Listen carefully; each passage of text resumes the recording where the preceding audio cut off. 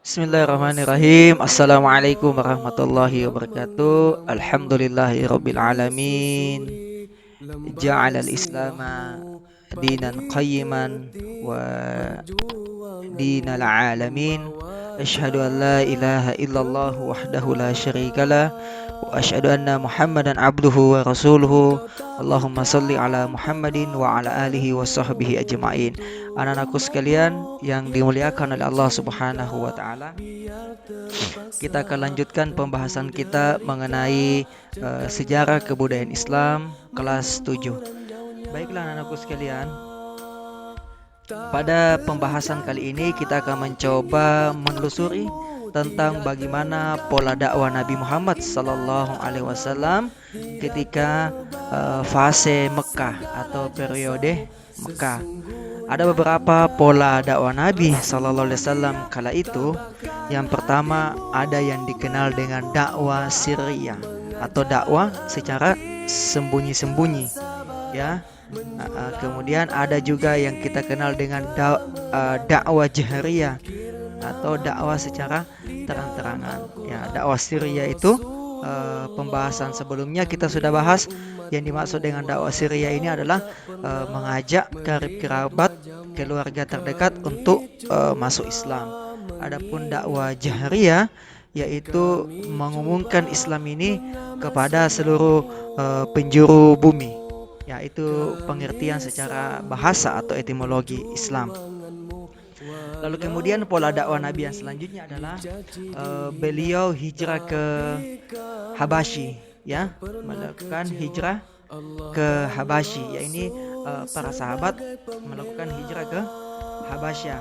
Kala itu para sahabat mendapatkan intimidasi dari kalangan kafir Quraisy, sehingga karena tidak kuat menahan ujian dan siksaan yang karena tidak kuat menahan siksaan yang ditimpakan oleh kafir Quraisy, sehingga sebagian para sahabat itu berhijrah ke Habasyi. Lalu kemudian ada juga Nabi sallallahu alaihi wasallam beserta sahabatnya melakukan misi dakwah ke Taif. Lalu kemudian ada yang namanya Tul Aqabah dan hal-hal yang berkenaan dengan pola dakwah Nabi yang lainnya. Ya, insyaallah pada kesempatan kali ini kita akan membahas secara terperinci. Baiklah anak-anakku sekalian, yang pertama itu kita akan membahas mengenai dakwah sirriyah. Ya, apa yang dimaksud dengan dakwah sirriyah ini? Ya, apa yang kita ketahui mengenai dakwah sirriyah? Jadi pada awal sejarah Islam itu dimulai, Nabi Muhammad sallallahu alaihi wasallam menggunakan dakwah sirriyah di dalam menyebarkan agama Islam. Ya. Hal ini tentunya tidak didasari oleh ketakutan baginda Nabi sendiri, tidak. Akan tetapi beliau ingin mengantisipasi pengikut, beliau ingin menjaga pengikut-pengikutnya yang kebanyakan pada awal-awal itu dari kalangan yang lemah, ya, dalam kalangan lemah, yakni lemah dalam sisi ekonomi, lemah dalam sisi fisik, dan mereka juga belum terlalu banyak, sehingga di mana Nabi SAW itu mengantisipasi dengan dakwah sirriyah ini secara perlahan-lahan mengajak kaum muslimin, ya, dan itu juga didasari oleh firman Allah Subhanahu wa taala untuk melakukan dakwah, ya, ini mengajak kerabat keluarga terdekat, ya, seperti itu. Nah, selanjutnya anak-anakku sekalian, baginda kita Nabi besar Muhammad SAW ini di dalam dakwah sirriyah itu menggunakan pendekatan yang sifatnya personal.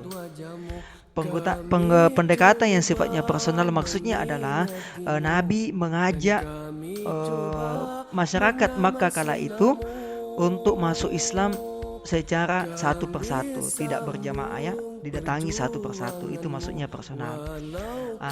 Dan di samping itu juga yang memiliki keterkaitan keluarga, batin, dan emosional yang bisa diajak untuk masuk Islam kala itu, ya. Sehingga eh, Nabi SAW di dalam dakwah, khususnya pada fase Makkah dengan metode atau pola Syria ini, beliau sangat memperhatikan situasi dan kondisi Mekah kala itu yang masih belum terlalu banyak yang memasuki Islam, dan begitu besarnya juga gangguan-gangguan yang dialami oleh masyarakat Mekah yang telah memeluk agama Islam. Di dalam fase Syria ini, Nabi setidaknya kurang lebih berdakwah selama kurang lebih 3 tahun, anak-anakku sekalian, ya. Di mana beliau mengajak orang terdekatnya, keluarganya, sahabat-sahabat beliau. Nah, sehingga dari situlah orang yang paling pertama masuk Islam ini dikenal dengan gelar As-Sabiqunal Awwalun. Apa itu As-Sabiqunal Awwalun? Mereka yang paling dahulu atau paling pertama masuk Islam. Nah, yang paling pertama masuk Islam, anak-anakku sekalian, itu pertama adalah istri beliau sendiri, yaitu Khadijah binti Khuwailid, atau yang biasa kita kenal dengan Ummul Mukminin Khadijah. Beliau yang paling pertama masuk Islam. Jadi ketika Nabi Shallallahu Alaihi Wasallam mendapatkan wahyu yang pertama itu dalam surat Al-Alaq gitu, ya, Iqra bismi rabbikal ladzi khalaq. Kemudian Khadijah di sini yang paling pertama menyatakan keislamannya. Lalu kemudian ada maulanya, ya, ada maulanya, pembantunya beliau yang bernama Zaid bin Harisa bin Syarahil, ya. Jadi Zaid ini adalah pembantu baginda Nabi Muhammad sallallahu alaihi wasallam, ya. Kemudian ada sepupunya, Ali bin Abi Thalib, ya. Kemudian ada sahabatnya Abu Bakar As-Siddiq. Lalu kemudian dari keempat ini, ya, mereka semua mengajak yang masyarakat penduduk Mekah lain untuk memasuki agama Islam, ya. Contoh seperti Abu Bakar As-Siddiq. Jadi Abu Bakar As-Siddiq itu kan dikenal sebagai salah seorang sahabat Nabi yang paling lembut, ya, kemudian sangat disenangi oleh kalangan penduduk Makkah kala itu. Sehingga dengan kepribadiannya yang sangat mulia, lalu kemudian memiliki kecerdasan yang bagus, sehingga beliau mampu menarik sahabat-sahabat yang lain, yakni mampu mengajak masyarakat Mekah yang lain untuk masuk Islam. Di antaranya yaitu Utsman bin Affan Al-Umawi. Jadi Utsman bin Affan ini masuk Islam di tangan Abu Bakar As-Siddiq, ya. Kemudian ada Az-Zubair bin Al-Awwam, ya. Sahabat Nabi namanya Az-Zubair, itu juga masuk Islam di tangan Abu Bakar As-Siddiq. Kemudian ada Abdurrahman bin Auf, ya. Ini Zubair, Abdurrahman bin Auf ini adalah masyarakat Mekah yang memiliki finansial yang cukup, ya. Mereka dari kalangan kaya. Sehingga di bawah tangan Abu Bakar Siddiq mereka bisa masuk Islam. Kemudian ada juga Sa'id bin Abi Waqqas, ya. Sa'id bin Abi Waqqas juga masuk Islam di bawah ajakan dari Abu Bakar Siddiq. Kemudian ada Tolha bin Ubaidillah. Nah, Tolha bin Ubaidillah juga masuk Islam melalui dakwah Sayyidina Abu Bakar As-Siddiq.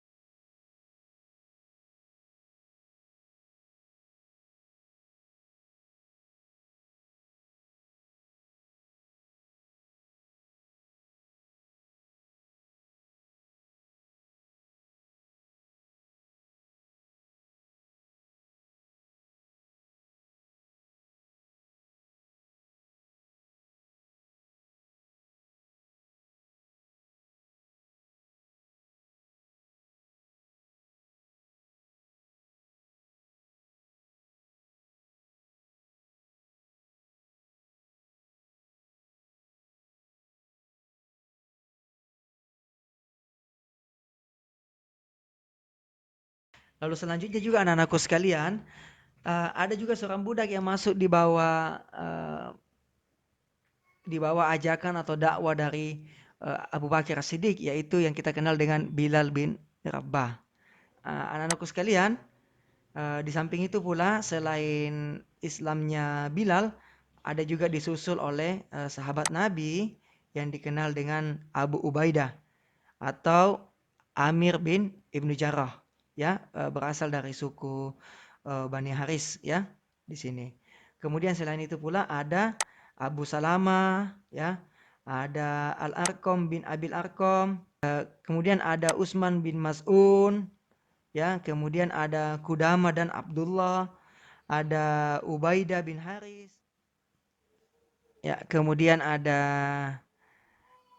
Sa'id bin Zaid dan istrinya yaitu Fatimah bin Al-Khattab Al-Adawiyah, ya. Kemudian ini jadi Fatimah binti Al-Khattab Al-Adawiyah ini adalah merupakan saudara perempuan Umar bin Khattab, ya, saudara perempuannya Umar bin Khattab.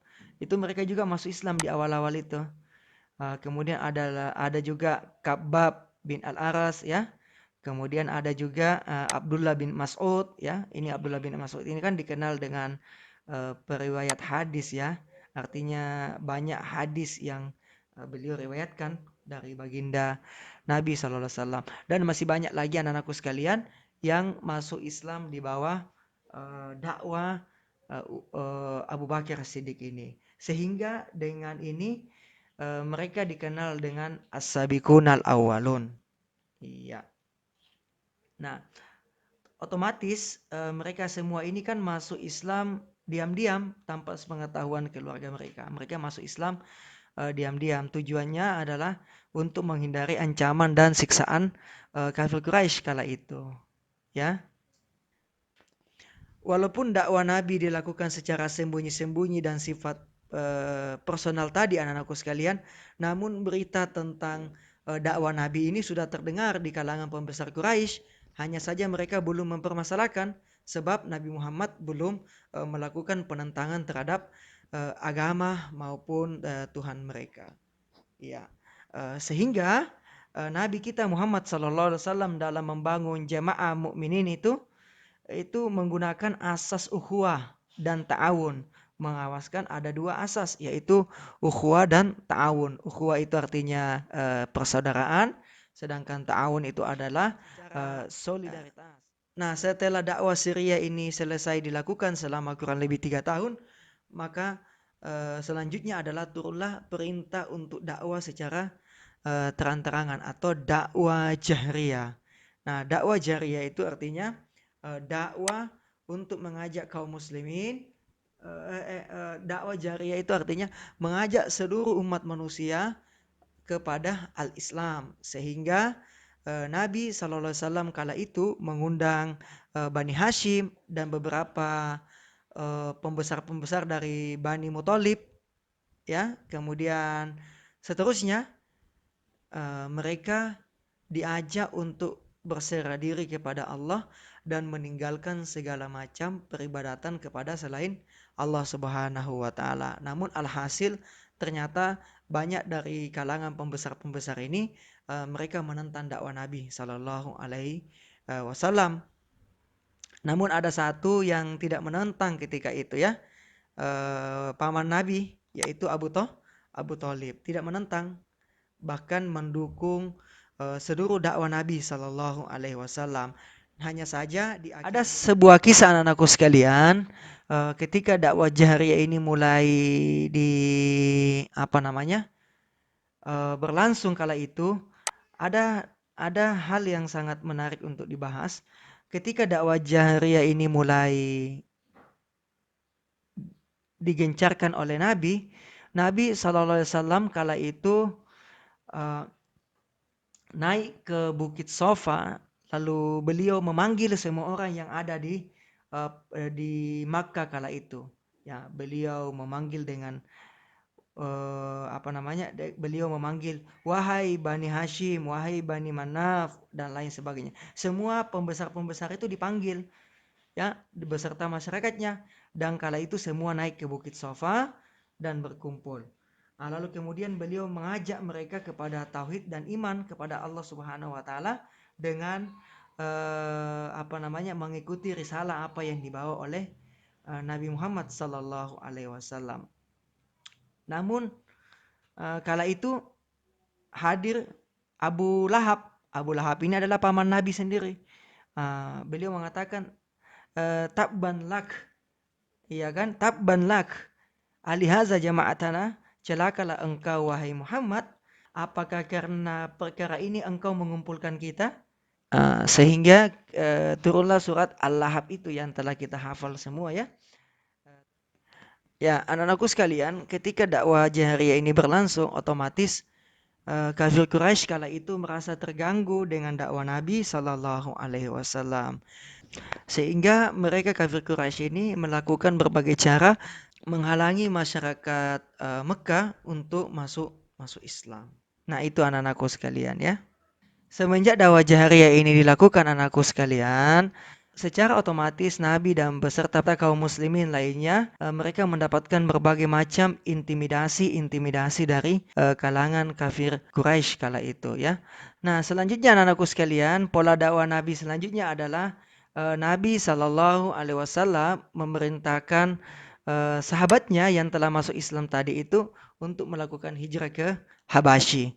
Nah, kenapa hijrah ke Habasyi? Karena mereka mendapatkan penindasan dan penyiksaan yang sangat keras dari kalangan kafir Quraisy, sehingga Nabi Muhammad SAW memerintahkan kepada para sahabatnya untuk menyelamatkan diri mereka. Sehingga dengan peristiwa hijrah ke Habasyi ini diabadikan oleh Allah Subhanahu wa taala dalam surat Az-Zumar ayat 10. Allah Subhanahu wa taala berfirman, "Wahai hamba-hambaku yang beriman, bertakwalah kalian kepada Allah Subhanahu wa taala. Orang-orang yang berbuat baik di dunia ini memperoleh kebaikan, dan bumi Allah itu sangat luas. Wa ardullahi wasi'ah. Sesungguhnya bumi Allah itu sangat luas. Innama yuwaffas sabiruna ajrahum bighairi hisabin. Sehingga Nabi Muhammad sallallahu alaihi wasallam melalui firman Allah surat Az-Zumar ayat 10 ini memerintahkan kaum muslimin kala itu untuk hijrah ke Habasyah. Kenapa ke Habasyah? Karena Nabi mendengar kabar bahwasanya Raja Habasyah atau Asimma An-Najasi ini adalah seorang raja yang adil. Ya, sehingga pada bulan Rajab tahun kelima kenabian itu hijrahlah ini kelompok pertama terdiri dari 12 orang ya, dan 4 orang perempuan ya. 12 orang laki-laki dan 4 orang perempuan yang dipimpin langsung oleh Utsman bin Affan ya. Jadi Utsman bin Affan itu hijrah bersama istrinya Ruqayyah. Ya, Ruqayyah ini adalah putri dari Nabi Muhammad sallallahu alaihi wasallam. Dan hijrah ke Habasah terjadi 2 kali anak-anakku sekalian ya. Selanjutnya anak-anakku sekalian, pola dakwah Nabi Makkah kala itu adalah beliau melakukan misi dakwah ke Taif ya. Melakukan misi dakwah ke Taif. Sehingga pada tahun ke-10 kenabian, anak-anakku sekalian, Nabi Muhammad itu kehilangan 2 orang yang dicintainya. Yang pertama adalah Siti Khadijah, kemudian yang kedua adalah pamannya. Sehingga tahun ke-10 Hijriah ini atau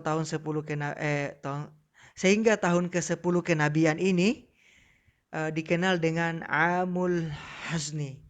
Ya, dikenal dengan Amul Huzni, tahun kesedihan. Kenapa kesedihan? Karena istrinya yang sangat dia cintai, yang selama hidupnya istrinya itu membela, yang dimana selama hidup istrinya itu dia mendukung dan membela dakwah Nabi Sallallahu Alaihi Wasallam. Kemudian juga pamannya Abu Thalib yang menjadi garda terdepan untuk membela baginda Nabi Muhammad Sallallahu Alaihi Wasallam pun juga ikut meninggal. Ya, setelah meninggal otomatis kafir Quraisy ini semakin leluasa dalam mengganggu dan menyakiti Nabi Muhammad sallallahu alaihi wasallam. Ya, sehingga dengan kondisi seperti ini Nabi bersama pembantunya yaitu Zaid bin Harisah ya menemani Nabi sallallahu alaihi wasallam dakwah ke Taif. Jadi Taif ini jaraknya itu sekitar 80 kilometer dari kota Mekah ya. Nah, mengapa apa yang menjadi alasan Nabi Shallallahu Alaihi Wasallam melakukan dakwah ke Taif? Pertama, yaitu Taif itu merupakan kota kedua setelah kota Mekah. Jadi Taif itu adalah merupakan kota yang maju, kota kedua yang maju setelah Makkah Al-Mukarramah. Ya, kemudian di Taif juga ada kalangan Bani Sakif, yaitu salah satu suku di Arab yang sangat kuat. Ya, sehingga harapan Nabi Bani Sakif ini masuk Islam lalu kemudian ikut membela dakwah Nabi Sallallahu Alaihi Wasallam di Mekah. Ya, lalu kemudian yang ketiga tentunya Taif ini tidak begitu jauh dari Mekah sehingga mudah dijangkau oleh Nabi Sallallahu Alaihi Wasallam. Ya, selanjutnya anakku sekalian, yang terjadi adalah ternyata apa yang menjadi harapan Nabi sendiri itu tidak sesuai dengan apa yang Nabi alami ketika di Taif. Sehingga di Taif sendiri, anak-anakku sekalian, mereka mendapatkan penindasan, yakni Nabi Muhammad dan Zaid dilempari batu, kemudian dilempari kotoran, diusir dari Taif, ya, sehingga membuat Nabi SAW semakin sedih kala itu anak-anakku sekalian, ya, bahkan dikatakan pembohong, pendusta, nabi palsu dan lain sebagainya. Bahkan yang lebih mengenaskan lagi anak-anakku sekalian, ketika Nabi SAW itu dilempari batu, kaki beliau itu mengeluarkan darah yang sangat banyak ya. Nah, selanjutnya anak-anakku sekalian, kita akan masuk mengenai dengan perjanjian Aqabah. Nah, pada tahun 12 kenabian anak-anakku sekalian, bertepatan tahun 621 Masehi, Nabi Muhammad SAW menemui rombongan haji dari Yasrib. Rombongan haji tersebut berjumlah sekitar 12 orang ya. Kemudian Nabi Muhammad SAW menyampaikan dakwanya kepada rombongan haji tadi itu, dan Nabi Muhammad SAW mendapatkan sambutan yang sangat baik sehingga mereka menyatakan keislamannya ya di hadapan baginda Nabi Muhammad SAW. Lalu kemudian mereka melakukan baiat yang kita kenal dengan baiatul Aqabah, ikrar sumpah setia yang pertama ya.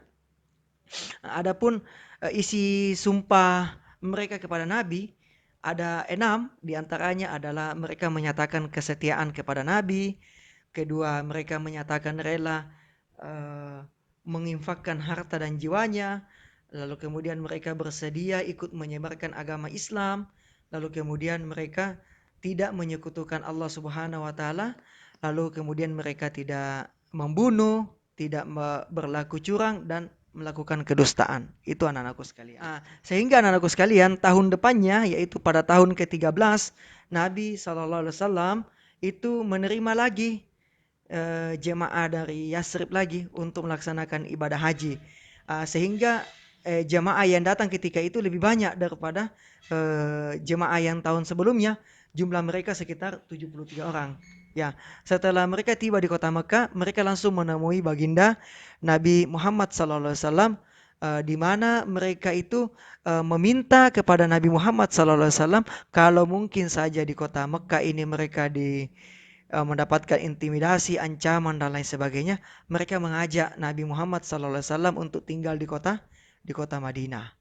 Nah, seperti itu anak-anakku sekalian, sehingga dengan ajakan itu dikabulkan oleh Nabi Muhammad SAW, sehingga Nabi kita Muhammad SAW menyatakan kesediaannya untuk datang dan berdakwah di kota Madinah. Ya, terjadi kesepakatan lagi yaitu baiat Aqabah yang kedua. Namun pada baiat Aqabah kedua ini agak berbeda dengan baiat Aqabah yang pertama. Ya, baiat Aqabah kedua itu isinya adalah Nabi SAW membuat isi perjanjian Aqabah kedua ini. Yang pertama adalah penduduk Yasrib siap dan bersedia melindungi Nabi Muhammad SAW. Lalu kemudian yang kedua, penduduk Yasrib juga ikut berjuang dalam membela Islam dengan harta dan jiwanya. Lalu kemudian penduduk Yasrib juga ikut berusaha memajukan agama Islam dan menyiarkan agama Islam ini ke saudara-saudara mereka ya. Kemudian penduduk Yasrib juga itu siap menerima segala risiko dan tantangan ketika mereka memeluk agama Islam ini, ya. Nah, setelah terjadinya pelaksanaan Baiat Aqobah yang kedua ini, Nabi SAW meminta 12 pemimpin sebagai nakib kepada kaum mereka dalam rangka merealisasikan baiat ini. Anak-anakku sekalian yang berbahagia, tentunya ada beberapa faktor mengapa Nabi Muhammad SAW memilih Yasrib atau kota Madinah itu sebagai tempat hijrah. Pertama adalah Yasrib secara teritorial adalah tempat yang paling dekat dengan kota Mekah. Kemudian, ya, sebelum Nabi Muhammad SAW diangkat oleh Allah Subhanahu wa taala menjadi nabi, beliau sudah mempunyai hubungan baik dengan penduduk Yasrib atau Madinah kala itu. Sehingga hubungan baik ini menimbulkan ikatan persaudaraan antara kakek Nabi sendiri, yaitu Abdul Muthalib, ya, di mana kakek Nabi Abdul Muthalib ini memiliki istri yang berasal dari Yasrib. Ya, dan kemudian ayahnya Nabi SAW juga Abdullah itu dimakamkan di sana. Lalu kemudian penduduk Yasrib juga sudah dikenal Nabi karena kelembutannya dan sifat baiknya dan lain sebagainya. Kemudian yang keempat adalah Nabi harus melakukan hijrah karena ini adalah perintah Allah Subhanahu wa taala. Dengan demikian, langkah-langkah strategis yang sangat menguntungkan bagi Islam adalah manakala beliau itu melakukan hijrah ke Yasrib, ya. Karena di samping itu pula secara fisik dan mental beliau telah siap meninggalkan kota kelahirannya dan meneruskan perjuangan menegakkan ajaran Islam ini ke. Nah, itulah anak-anakku sekalian mengenai tentang pola dakwah Nabi Muhammad SAW di kota Mekah. Selanjutnya anak-anakku sekalian, silakan mengerjakan tugasnya. Nah, kalau sudah selesai dikerjakan tugasnya, jangan lupa difotokan dan dikirim. Itulah yang dapat Bapak sampaikan. Hadanallahu wa iyyakum ajmain. Assalamualaikum warahmatullahi wabarakatuh.